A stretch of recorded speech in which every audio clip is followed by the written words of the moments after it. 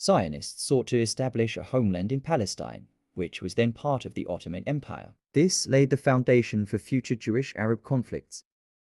British Mandate.